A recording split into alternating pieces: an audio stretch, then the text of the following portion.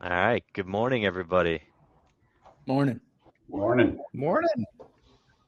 Mark, how you doing? I'm great. I'm really good. Good.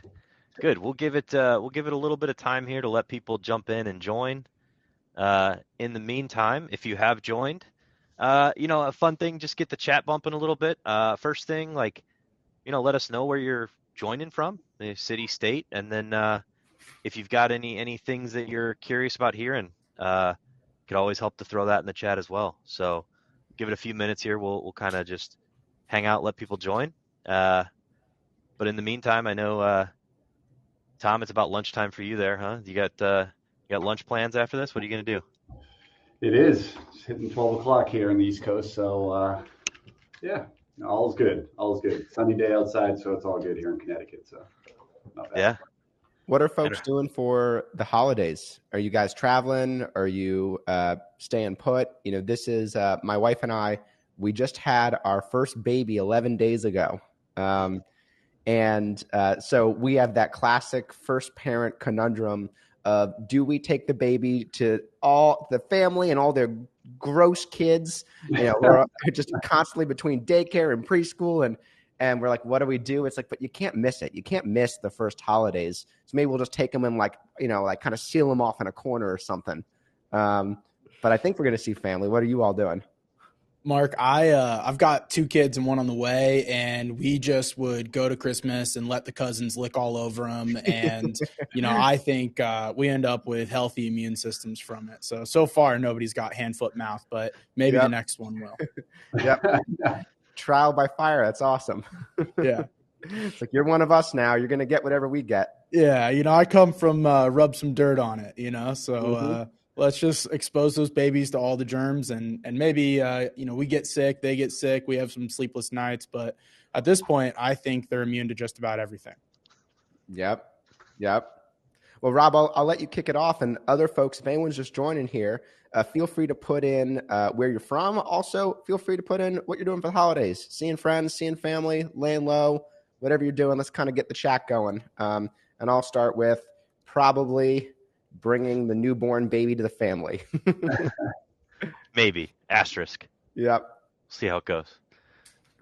All right. Well, thanks everybody for joining. We've got the webinar today is Top Contact Center Trends for 2025. Brought to you by Balto. So for those of you that don't know Balto, we are an AI technology that's focused on powering contact center people, whether that's guiding agents through their calls or pulling out insights from conversations that help power the coaching and make people more efficient. So with that, I'm joined today. I'm Rob Westervelt. I'm our Vice President of Customer Success at Balto. And I'm joined today by Tom Wicker, who is the Chief Operating Officer at Health Plan One, Harley Allaby, who is the Director of Operations at Exec Benefits Group, and also by Mark Bernstein, who is our CEO here at Balto. So first of all, to the three of you, thank you all for joining. You all are catching your breath for different reasons. Two of you are coming out of AEP. One of you is on paternity leave. So I'm the one here that, has the most time, I guess. But No, thanks for having us, Rob. I'm excited to be here. Thank you. Yeah, absolutely. Well, let's jump in. Let's talk about, where we're going with AI, automation, where we see the contact center heading, and we can have a good conversation here about what we've seen work, what we see in the future. We'll start on the topic of, AI voice agents and automation. So one of the things, maybe starting with you, Harley, what are some use cases you've seen for AI voice agents handling complex customer interactions? Is that something that you've come across in any way? Yeah, I think it's been really cool to see what AI has been able to do on that front. And I think in the near future, AI is going to be able to replace most of your tier one customer service calls, right? I think that's the direction it's heading. I think at first we were seeing AI serve as like a super powered IVR. That's kind of the easy way to do it. Instead of pressing one to get routed to sales and two to get routed wherever, AI is able to handle that call and make it a better customer experience, which is cool because, we all know that when you get an IVR, you just press 0 anyway. And you get a better result with AI in that situation. But soon, I think in 2025, we'll see some companies that are able to replace many of their at least tier 1 support agents with AI that can handle the more straightforward questions. For me, I called Best Buy the other day and needed to get my fridge, a repair scheduled for my fridge. AI can handle that call and maybe even do it better than a person because AI is not going to be in a bad mood that day. They're not going to, have just had a tough conversation with their boss or whatever. And I see that happening faster than I would have expected at this time last year. Yeah, I totally agree. I think that tier 1 support thing is something you hear a lot.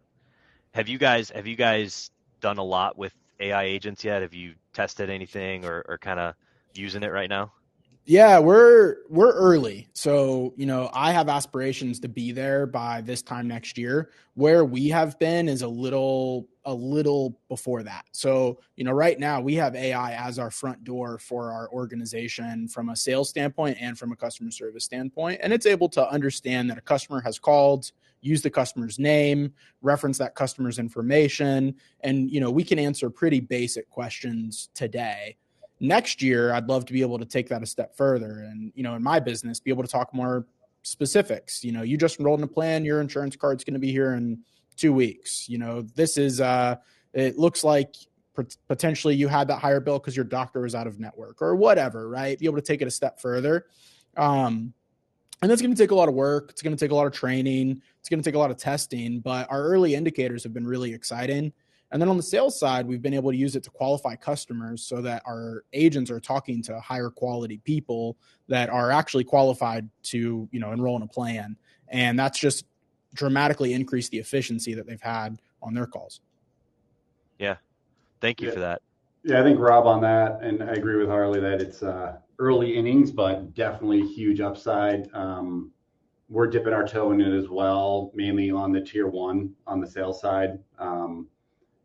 Harley just hit on it. If you can get a better, more qualified prospect in the hands of your agent, you have more leverage, which is what it's all about, especially when you go through the AP season where if you can free up agent time, if you want to say in bad conversations and turn those into good conversations, you just start exploding, the productivity levels. And that's really where we're heading. And I agree that this time next year, we expect to have a lot of that upfront done, in a mix of human and AI from a pre-qual, if you want to say, standpoint, which we feel can really move the needle a lot. That's awesome. Yeah, it doesn't really apply to our business, Tom, I don't think yet, but have you seen where we're also seeing on the consumer end, customers are using AI to call into businesses and handle their problems. Have you seen it go that way? Oh, we have not. No, I mean, obviously when we're serving, people at 65 and up, they're not there yet. Maybe they will be one day, but, I read an article the other day, somebody, was frustrated about an overcharge they got on a rental car or something. And they were able to use AI to blow up this rental car company and get their refund. And so, I mean, we're headed in a direction where soon we're just going to have AI talking to AI, handling these like sort of entry level problems. And it's really weird to think about that. I'll give that to my wife. She just was on the phone with a retailer on something. Exactly. I love that. Even on a consumer basis, we're starting to use it for the tier 1 level stuff, right? Like calling into the retailer that you don't want to have to deal with. And years ago, we played around with this a couple of years ago, but the advancements just in the past year or so on like literally calling in and a human versus you can barely tell the difference anymore. We're not ready to have a full sale done. Like Harley and I are both in the Medicare space, but a full sale, but that upfront Medicare, yes, no, AB, yes, no, whatever you want to use for basic qualifications is literally, it's seamless to a person that may not, it's really, the technology is really advanced. Yeah. For sure. Mark, I want to hear yours on this because I know that you love this space. So what's the most exciting use case you've seen with AI voice agents so far? Yeah, I think we're circling right around it, and that is the using AI to screen different leads. It's super interesting because, a few years ago, I think folks were hesitant to have screener teams because they said every single time a lead is here, I want a licensed agent talking to that person so they could potentially turn it to enrollment. Yep. Then lead acquisition costs went way up. The space is getting super saturated. You have, in many cases, a higher volume of leads, and you're trying to figure out how do you make your economics work on the other side. So if the lead costs are up, then you want the actual costs of enrollment to go down. So you're trying to get efficiency to make the most that you can out of the actual licensed agents. The screening use case, I think, is a really strong one, in part because it's not hard to make sure that the AI doesn't recommend plans. So, it's not just going to be like, oh, I found a plan for you. Like, you can keep it compliant, especially if you only have, a handful of criteria that's qualifying for. And that's also something that's the kind of use case I think people are used to, of allow me to ask you 5 to 10 questions to make sure that you're properly qualified for, a plan this year. Those are the sort of things that people go, okay, I'm used to that.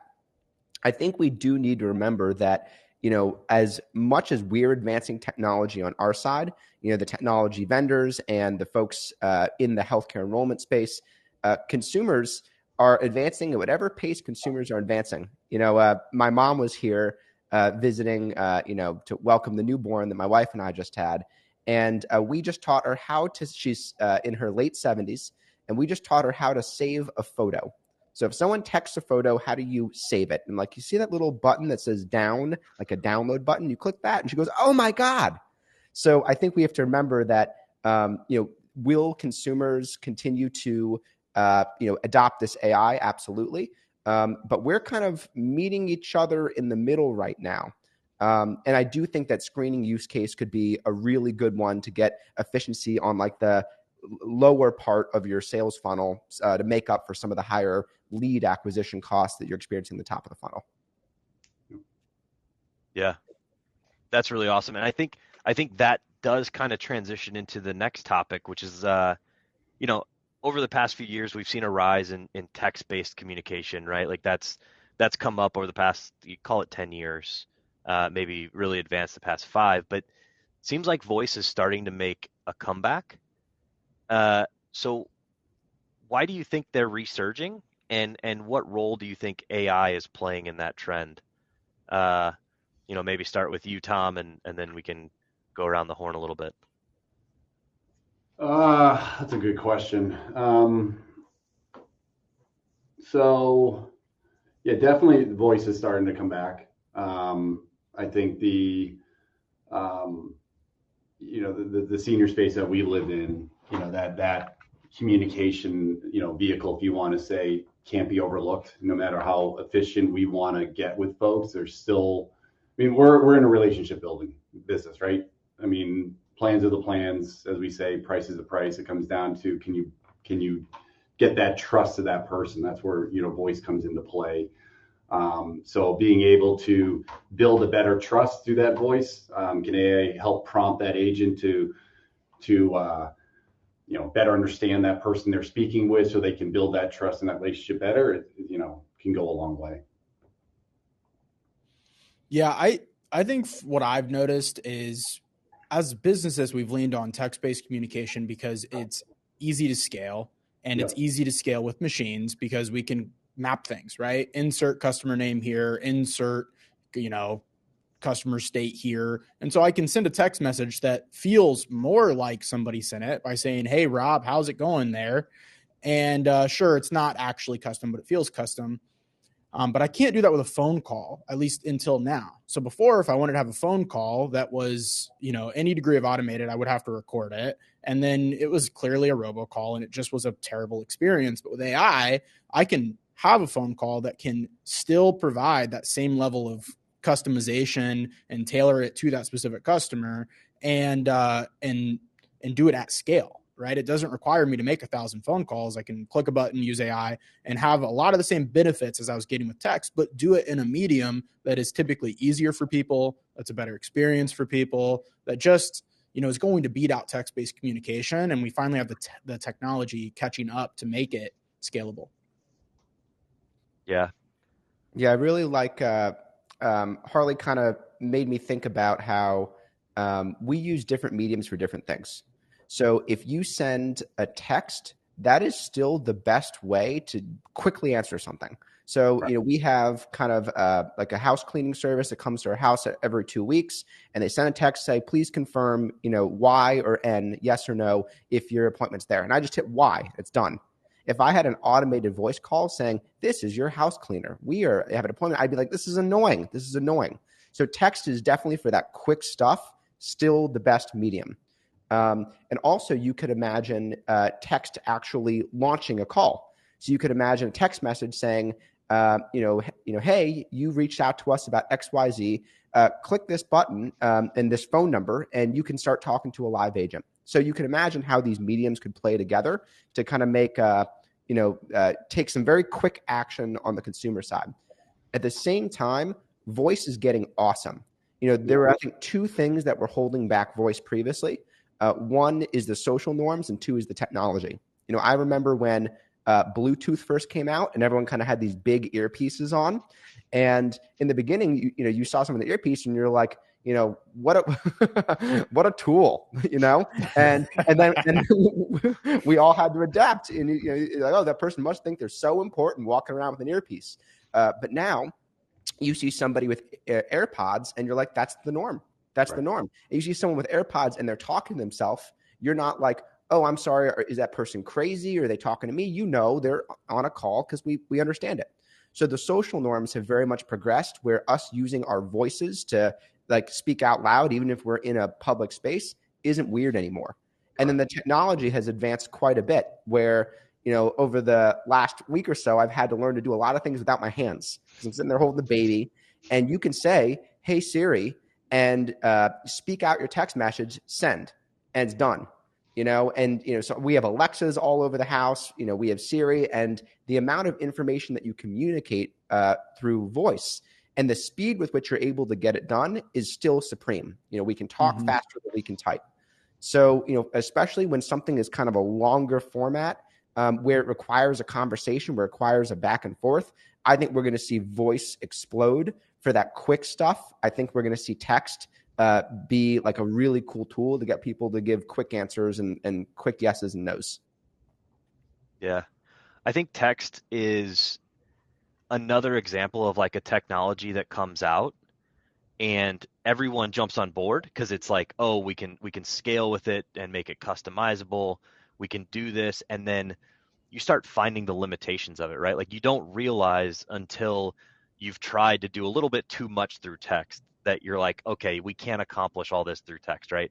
There's a great sales trainer out there that says, like, he talks about salespeople in particular, but that they ruin every piece of technology that's invented, right? The phone call was invented, or the phone was invented, and all of a sudden they're cold calling people, and then email was invented, and they just email blast everybody, right? So it's like every time they're like, people jump all in on it, but then you find the limitations, and you realize that, trying to text back and forth with someone to get, I imagine trying to enroll someone via text, like it would be a terrible experience. So I think you find those limitations eventually, and then we kind of regress back to that phone always has a place, right? Like person-to-person communication is always there and will always be effective.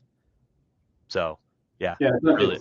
It's understanding your customer and how they want to be communicated with, coordination of that message. And, we have customers, I just know my parents, right? They're both Medicare eligible and they're on text all day long, and that's how it's quick. To Mark, to your point, it's quick and easy. I think a lot of people feel it's less intrusive to do that, but it's got to be targeted and it's got to be relevant versus just spam. But if you understand how they want to be communicated, it obviously can be tremendously efficient, but you've got to be able to weigh the voice, the text, the email, the direct mail, whatever your modes are of communication. So you're not, just blasting people, to your point, getting oversaturated. So. Yeah, I think that's totally it. And in the same vein of like voice and voice interactions, using AI, one of the questions that we had is, how do you make sure that people stay personal and empathetic in like an increasingly automated world? Like, how do we make sure we keep that touch as we continue to automate? Maybe go reverse order here and start with Mark and then go around the horn. Oh man, I was actually hoping you start with them. Let's see. Well, I think that the foundation of it probably is good use of customer data, because you can't personalize anything if you don't know anything about the person, right? And if the data is hard to get to or inaccessible, you flip to a lot of screens, then it's like, hey, Mr. Wicker, I see you're calling about, so it needs to be, the data needs to be very accessible. It needs to be right there in front of you. And it needs to probably talk between systems, because as much as, way back, the original ideal of the CRM was it's everything you need in one screen, and that's your CRM. You don't need to go anywhere else. It's like, that's not actually how the world of technology has progressed. Like, you have different systems. CRM isn't able to accomplish everything. So you can't just have it live on one space. That's where the data lives needs to be integrated with the other systems. You need to be able to pass customer personalized information. So first is like, is the data highly accessible? So the human can be smart and weave that into their conversation. Then you kind of go to the second bit of, okay, can we help the human be smart and weave it into the conversation? So they're not just having to think about all this on the fly. And I'd say the answer is you can find a handful of kind of repeatable points, right? And you can even think about like an email template. You write an email template, and a lot of times you see those brackets for some personalized sentence. Yep. Hey, Rob, I noticed you, and Gen AI is now really good at this. Insert career accomplishment within the last 1 year here. Like, you can actually prompt Gen AI to say, find a career accomplishment from Rob Westervelt's LinkedIn within the last year and put it as in a sentence that fits here into this bracket, as a complete understandable sentence. That's capable now. That's possible now with Gen AI. So if you kind of, are, having some level of templatization and saying, this is, the data we're able to pull, and here's some good spots where it can live. So you can kind of keep injecting little bits of personalization throughout the customer experience. I think that will get folks a pretty long part of the way there. Mark, I had one of those Gen AI emails come to me from someone trying to sell us something. And it knew that I went to Cedarville University for college, and it asked me, hey, I heard the world famous spaghetti nights at Cedarville are just something to rave about. Can you tell me more about it? And I was searching my memory, trying to figure out, like, what kind of spaghetti night are we talking about? I texted my wife, who also went there, like, hey, did you guys do spaghetti night after I left? And she's like, that's not a thing. And so it was this hilarious situation where they were trying to, make it more personalized, and it just totally missed the mark, which of course is the things we're going to have happen as this technology is working itself out. Where I really have seen this be cool is, not to plug you guys, but is with the way we've been able to use Balto, because the easy thing to do is to say, okay, let's make sure our agents are being compliant so we can, see how much of the checklist they're using. And let's make sure they're asking closing questions and so on and so forth. But where it gets cool is the AI is good enough, and your tool specifically is good enough, where it can tell me if an agent is talking too fast and isn't slowing down to take time with the customer. And we can see if that agent, used empathetic language. And so we're able to use AI not directly, but as a tool to assist our agents and to help the person there maximize what our managers can do and increase empathy and increase human connection, because we have better access to the way those conversations are happening. And so I think that's just another way where, it's not the AI having the conversation, but it sure is AI making conversations better. Yeah, I'd agree. Personalization is key, and then having that information to make it personal, accessible easily for the agents, so it comes off natural. And none of us want to be robots, right? And I think, to Harley's point, the Balto platform allows the agents to be natural, but also prompts them with different points, if you want to say, in the checklist to help them through that call, and then it just makes a world of difference. I love that both you guys just mentioned a supervisor use case, where you think about personalization as the person who's having the individual conversation with the customer, but also can you train and coach and teach personalization and look for examples where agents have done it well and examples where they haven't? And when you're able to give the supervisors that level of data and visibility into what's happening in the interactions, then the supervisor and the agent can make the soup together. If you kind of point them in the right direction, say, here's the data, then two smart people can come together and have a conversation about how do I personalize better. So I love the point I heard from both you guys, which is it's not just personalization isn't just something you try to achieve right at the end point where you're having the customer conversation, but it's something you actually are achieving kind of like organizationally in how you're coaching your team to think and how you're coaching them to improve overall performance. Yeah, that's a really good point too. Like, and for supervisors in the contact center space, I feel like a lot of times they're kind of like the forgotten crowd, if you will. Like, there's a lot of time spent on agents, but like supervisors, it seems like a lot of times are promoted and then they're put into this position, and then it's kind of just like, go lead a team, right? Like we'll try to give you some resources, but there's not a lot of that. Like, here's how you do coaching well. Here's how you can improve the coaching. Here's how you can coach this person. And I think that level of personalization actually goes a really long way, because my experience in the space, or being in a contact center previously and now working with them, it seems like that's a gap that like is there for supervisors. So I don't know, that's an interesting take. Rob, it's a huge gap, and it's the classic, they're a good salesperson so they can be a good supervisor, which is completely wrong. I think we can all agree on that, and I think that's the trap most people fall into. And then it's they know how to be an agent, so put them in a supervisor and they can, start running day one. I mean, I know for us, we don't terribly do a great job of that. We are working on it to make sure we train and bring them in advance notice and give them the proper tools to be successful.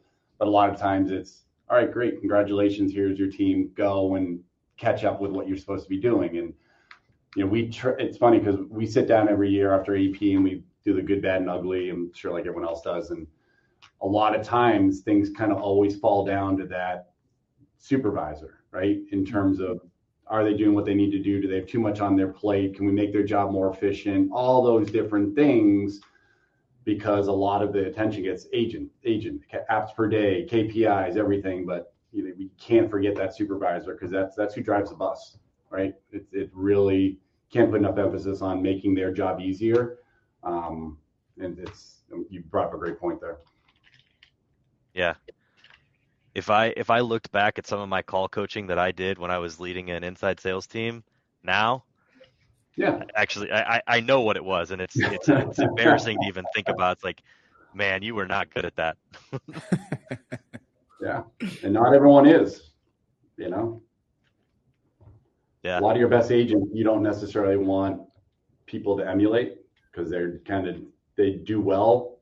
Not sure how, but they do really well. But and that's, I think, a trap a lot of us get involved in stuck in. So, Tom, I can relate a story there. There's this one, I remember this was probably 6 years ago, and I was listening to an agent live when I was doing a customer visit, and the agent's superpower was making jokes with the customer. Just like a funny guy, really crushed it. And his jokes were always like gray area. Like, ooh, is he allowed to sit? But it was okay. He found that line really, really good and made these jokes. And if you tried to scale that out, it would be absolute chaos. So, right. There are times where, sometimes what makes an agent special is just that individual. And that's not something that you can, that's not something you can scale. No, it's individual, it's repeatable. One of our agents used to always say, because it's a tough job, right? Doing the same thing over and over. But they're like, hey, it might be the 40th time I said it today, but it's the first time they've heard it. And so you kind of look at that as they do the same thing and they tell those same great jokes all the time, but it builds that bond and that relationship, and then they're off and running. But yeah, do you want anyone else to mirror that? No, because you're probably going to get fired. But to them, they found their, to your point, superpower that makes them real successful. Yeah, I think one of the things that sales organizations has to do to help with that is part of our problem is we don't have often upward mobility for producers that isn't management, right? It's like, okay, you're a great agent. The next step, if you want to grow in your career, is to be a manager, and that isn't necessarily the right fit. So it's creating paths for individual contributors whose skills don't align with management, but they can still develop in their career, still increase the leverage they have in an organization, and providing that track record to there. And then we're less likely to try to push a square peg in a round hole because we want to keep this grad. They're great. They've been great, but I don't have a role for them. Maybe they'll figure it out. Inevitably, they don't. They break stuff. It's not good. They've got agents telling crazy jokes on the phones. Instead, we can send them this other route. And we've been able to create some trajectory for their career on an individual contributor level. Yeah. Before we move on, I have to say this. Harley, I had the exact same experience as you with an email with the college and a weird thing that I was like, oh, you went to Cedarville too for spaghetti night? No, not Cedarville, not spaghetti night. I don't even remember what it was, but I remember going, I have no idea what that is. And I was like, I did the same thing. I texted one of my buddies and I was like, did you do this? Like, did I just miss out on this tradition that we had? And so somewhere people are getting some very interesting traditions about universities and just blasting them out there. Maybe that's the amazing idea. Maybe that's the trick. Is like, it doesn't exist. So you got to respond and be like, that's not a thing. Nice try. It's like FOMO. You're like, oh, did I miss spaghetti night? It's like spaghetti night sounds amazing. Why did I miss this? I was there 4 years. How'd that happen? Yeah. But kind of transitioning a little bit, not too much, but how do you guys see the role of human agents evolving alongside AI in the next few years? Like, what tasks are going to stay fully human? Man, I'm personally pretty bullish on what AI is going to be doing in the next couple of years. If we take this out over 5 years, I think we will see, and this is, not a unique thought, but I think we're going to see a revolution similar to what happened when the tractor was made, where we're going to see a pretty significant change in the career paths that people are forced to take. And so I have a feeling that AI is going to be able to replace many of the entry level skills that we have in organizations. I think with tools like Cursor, you're going to be able to do it with software development. I think with AI voice agents, you're going to be able to do it with customer service. You're going to be able to do it with sales. I think you're going to be able to do it with data analytics. Anything that is, on the entry level area, AI is going to be able to do, and it's going to be able to do it quickly, which means people are going to be still doing things that are going to require innovation, creativity, leadership, all of those things. But I have a feeling we will start to really see a significant maximization of talent, and we'll have really talented people running, basically departments of AI, 5 years from now.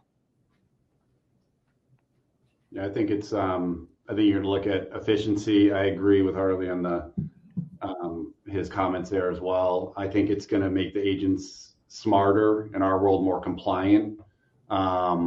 It's going to better understand what the customer is saying and help them through that process. Drugs, doctors automatically quote out the plans versus them having to type that stuff in. So you've got a lot more of that efficiency that it's going to be able to pick up and understand.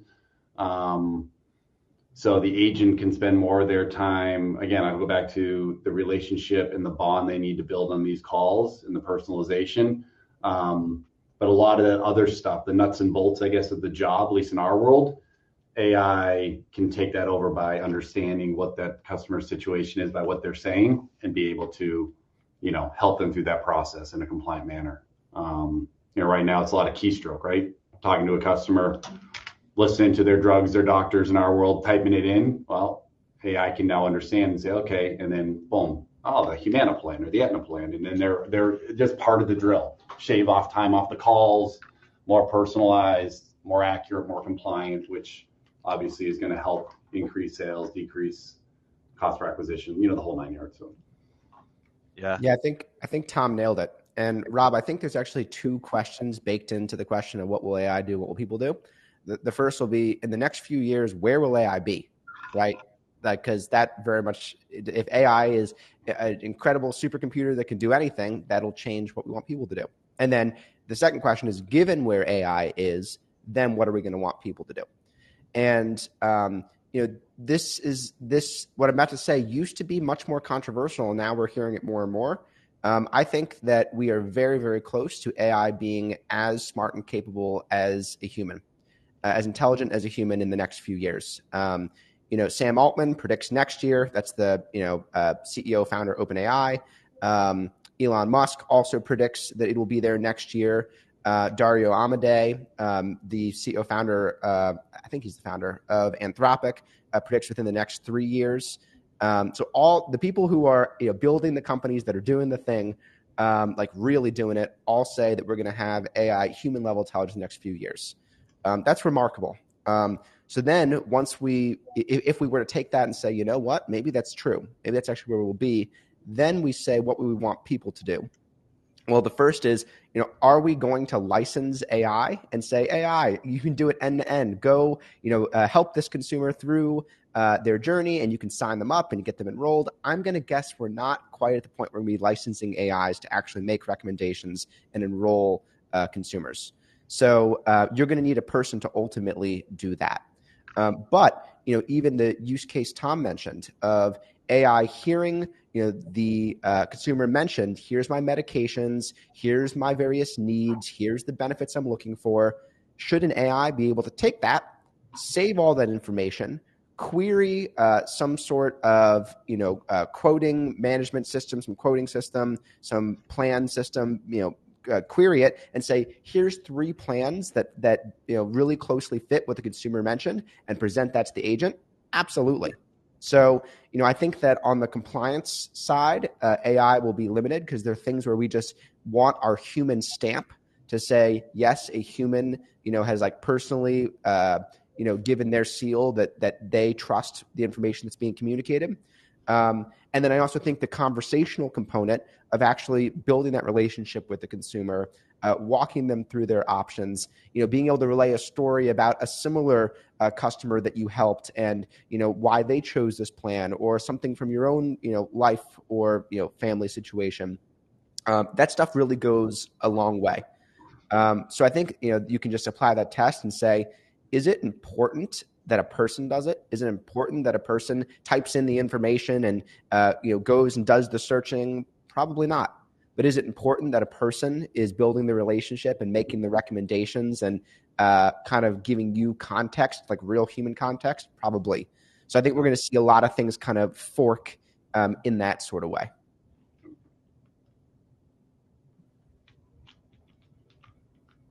We lost Rob. Yeah, connection might be Rob's connection might be going out, in and out. I can ask a question here for a minute. So we talked a little bit about AI to help supervisors be more effective. I'd love to hear from you guys. What are kind of the big gaps that you're trying to fill? Like in terms of helping supervisors, do their jobs better.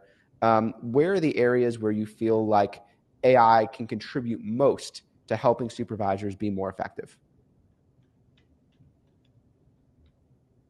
I'll just say some of the stuff, the supervisor, but just overall QA front is a huge place where we're digging in hard on it now. We're utilizing it to do our QA. So you replace humans with AI to do the QA on agents. Presenting that information up to the supervisors is big in a consistent format, understanding. And the problem is you think of like QA world, right? Traditional QA, you're doing 3 to 5, QAs per month, and someone that may do 30 or 40 enrollments, whatever. It's such a small sample. Now you can do 100% and get a truer score. So, you think your supervisors there to motivate, drive sales, make sure they're compliant, that sort of stuff. So, the more data, more accurate data, bigger sample size you can give to your supervisors, QA being one of them that that we're pushing forward with now is huge, and that's where we're really pushing on building that out now. So, yeah, I love that we can use AI to give our sales leaders the ability to get the same sort of impact as if they were listening to every call that their team had. before you had to walk the rows, if you know, had an in-person shop and you could hear what was going on, and you could coach up a specific agent and then walk over to the next agent and coach up that agent and so on and so forth. But, you know, with AI, with, you know, tools like your guys', you're able to really listen to all of them and get the sort of feedback that you would be getting, and then apply that out. Instead of listening to a call late at night and getting through, you know, 2 calls in 2.5 hours because I've got to listen to it end to end while I'm, you know, having a glass of whiskey or something, I'm able to listen to essentially 10 calls in that same amount of time. And so, again, I think that's the biggest thing that we're seeing with AI is it's just dramatically increasing the efficiency that the talent on your team is able to have. And so you're just able to get way more in the same amount of time. Yep. Yeah, I really like that. And I'm picturing, Harley, like, you know, if there's, you know, 10 interactions, it basically, like, the density of how you're using your time, like the density of like good use of time, it seems like has gone way up. Where, you know, if you're listening to 10 interactions, it's not like, kind of nothing there, you know, whatever, going back and forth, didn't enroll, they had a good reason, next one. Like it's like, here's interactions that you should look at. They're going to help you learn about your business or learn about your agents, or learn about, you know, what the consumers need and want, you know, from your company. But every single time you engage, it's going to be something useful rather than having to like comb through a big volume and then go, aha, I finally found something. Yeah, that's a super cool point. And I think we're just seeing it all over the place. You know, like startups right now that are going and raising for funds, they are raising less money because they need less people in order to accomplish the same goals as startups 5 years ago. And then you're seeing it with the big companies too. Airbnb has been growing their revenue and not adding headcount. And where is that efficiency coming from? I think it has to be coming from AI. And so we see it in the contact center, you know, by maximizing our customer service, by getting more output from agents. And then we're seeing it all over the place with other use cases. The All In podcast talked about that last week, and they were saying that the average headcount they're seeing for new startups is about half of what it was a few years ago. Yeah, love All In. Yeah, huge fan. Huge. Well, we're getting close to wrapping up, but before we do, I guess I'm going to wrap 2 questions into one here real quick. But what other trends are you guys excited about that you've seen? And then what advice do you have for contact centers heading into 2025? Maybe start with you, Harley, and then Tom and Mark.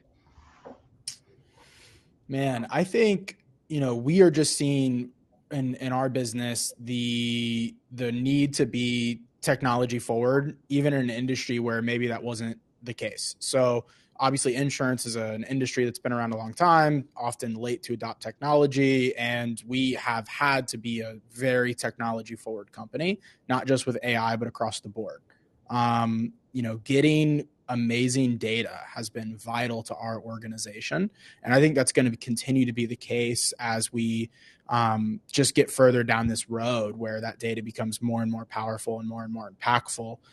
So that's a big one for us as far as, you know, other trends that we're seeing and other focuses that we have as we move forward. And then I'm also just, I think in my business specifically, I'm excited about some of the changes that we're seeing from CMS. I think CMS has made some weird changes, and then they've made some good ones too, that are going to be beneficial for customers. And so I think we'll see some improvements there, changes in the way SEPs are being used and those kinds of things. There's been some agencies out there that have just been exploitative, and they're not going to be able to continue to do that stuff. And I think that's good for business.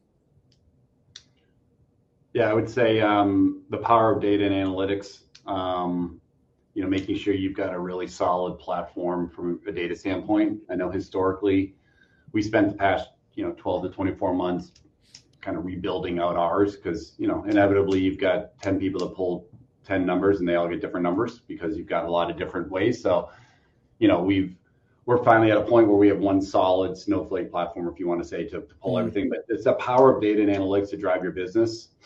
It can't go unsaid, as Harley just said. It really does make a huge difference, having consistent data.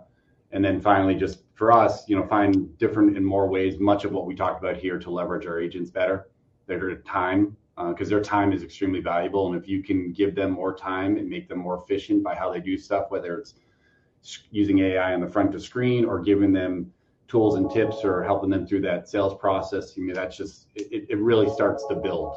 And then, so those are areas that we're really focused on as we go into the new year. Tom, were you...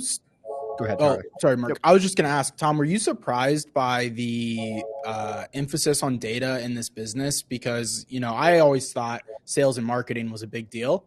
But as we got into it even further, I quickly realized that data is the major frontier in this business.